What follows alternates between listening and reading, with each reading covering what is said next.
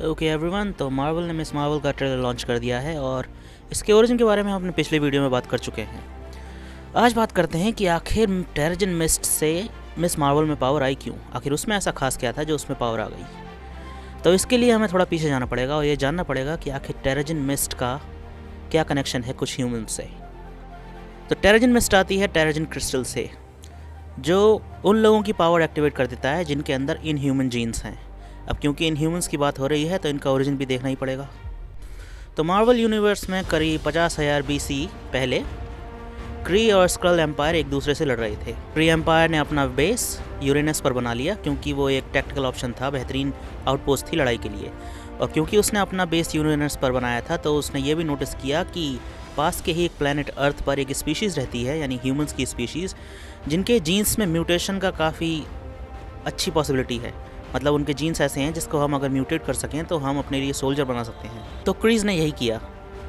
उन्होंने उठाए कुछ ह्यूमन सब्जेक्ट और एक्सपेरिमेंटेशन शुरू कर दिए ये देखने के लिए कि म्यूटेशन के थ्रू हम इस स्पीशीज़ को कहाँ ले जा सकते हैं और ये हमारे क्या क्या फ़ायदे हो सकते हैं। क्रीज चाहते थे कि अपना जो म्यूटेशन उनका स्टैग्नेट है उसे एक्टिवेट कर सकें और सुपर सोल्जर बना सकें लड़ाई के लिए, और वो इसमें कामयाब भी हुए। बस एक प्रॉब्लम हो गई। क्री एम्पायर को गाइड करती है सुप्रीम इंटेलिजेंट। जो सुप्रीम इंटेलिजेंट कहती है वही होता है, जो वो नहीं कहती वो नहीं होता।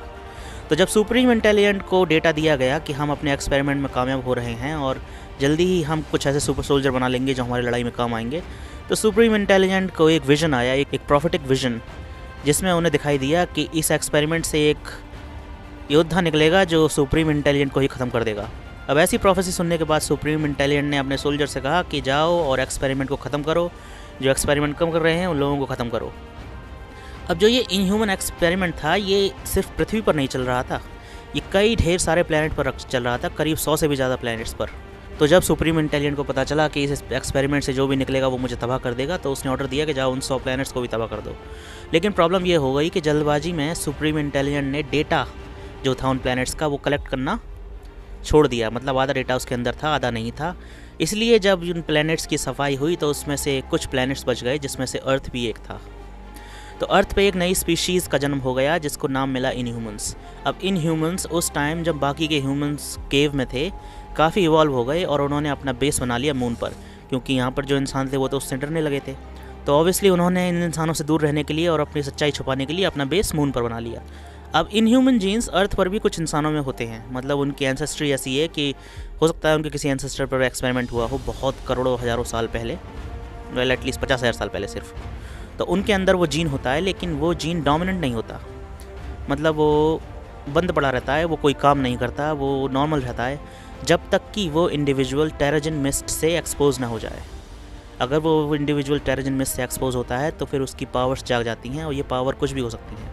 या तो ये उसे साइकिक पावर दे सकती है या फिर उसे फिजिकल अपीयरेंस भी उसका चेंज कर सकते हैं। तो यही वजह है कि मिस मार्वल का जो कॉमिक में ओरिजिन है वो ऐसा है, क्योंकि जब वो टेरेजन मिस्ट से एक्सपोज हुई तो उसमें पावर आ गई अपने मॉलिक्यूल्स को कंट्रोल करने की, क्योंकि उसकी एंसेस्ट्री इनह्यूमन्स वाली थी। अब इनह्यूमन जिस सिटी में रहते हैं उस सिटी का नाम है एटलैन, और एटलैन पे राज करती है एक रॉयल फैमिली जिसका किंग है ब्लैक बोल्ट, उसकी बीवी मेड्यूसा और उसके कज़न्स गोर्गोन, ट्राइटन, कार्नैक और एक कुत्ता, और मेड्यूसा की बहन क्रिस्टल।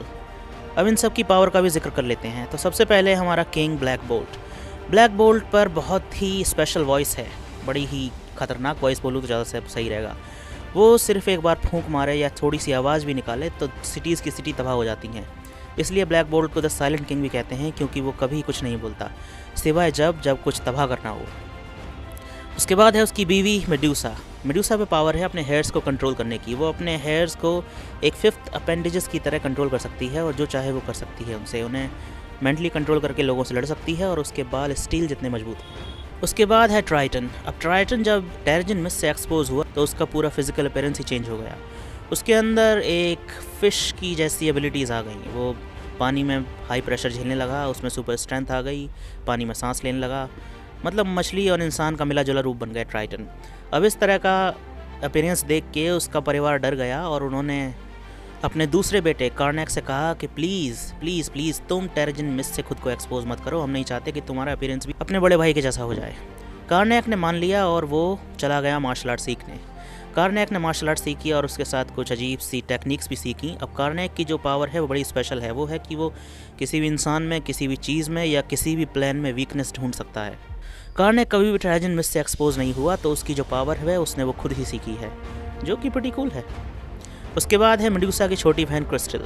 अब इसकी पावर प्रीटी सिंपल है, ये नेचर के 4 एलिमेंट्स को कंट्रोल कर सकती है, पानी को, हवा को, आग को और पृथ्वी को। इसके बाद है उनका प्यारा कुत्ता लॉकजॉ। लॉकजॉ जब टेराजिन मिस्ट से एक्सपोज हुआ तो उसके पास टेलीपोर्टेशन की पावर आ गई। अब उसकी मेन पावर टेलीपोर्टेशन है, इसके अलावा क्योंकि वो कुत्ता है तो उसकी बाकी पावर्स भी इन्हेंस हो गई, जैसे कि सूंघने की शक्ति या फिर स्ट्रेंथ। इसके बाद है गोर्गॉन।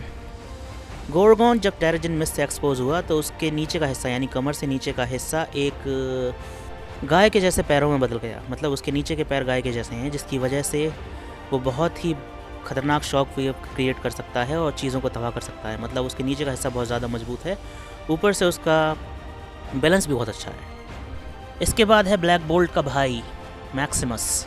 अब मैक्सिमस जब टेराजिन मिस्ट से एक्सपोज हुआ तो उसमें कोई पावर नहीं आई। यही वजह है कि वो बचपन से ही अपने बड़े भाई से जलता रहा और एक ईविल जीनियस बन गया। लेकिन जब वो काफ़ी बड़ा हुआ तो उसकी एक पावर जाग गई, जो कि थी दूसरों का दिमाग कंट्रोल करना। वो एक साथ एक इंसान या कई इंसानों का दिमाग कंट्रोल कर सकता है, ऊपर से वो बुरा भी है, तो फिर ये काफ़ी खतरनाक कॉम्बिनेशन है। ये ऐसा ही है जैसे कि प्रोफेसर जेवियर ईविल बन जाए। अब ये तो थी रॉयल फैमिली। पृथ्वी पर भी कुछ ऐसे इंसान हैं जिनको टेराजिन मिस्ट से एक्सपोज होने पर उन्हें अलग अलग पावर मिल गई, जैसे कि कमला खान को तो हम जानते ही हैं।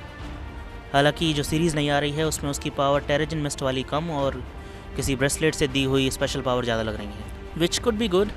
पता नहीं मार्वल से किस डायरेक्शन में ले जाना चाहता है। वो ब्रेसलेट क्या हो सकते हैं ये मैं पहले ही डिस्कस कर चुका हूँ, हालांकि वो क्या होंगे ये तो सीरीज़ देखने के बाद ही पता चलेगा। तो यह था हमारे प्यारे छुपे हुए रॉयल फैमिली का ओरिजिन, या फिर कहूँ उनके एंसेस्टर्स का ओरिजिन।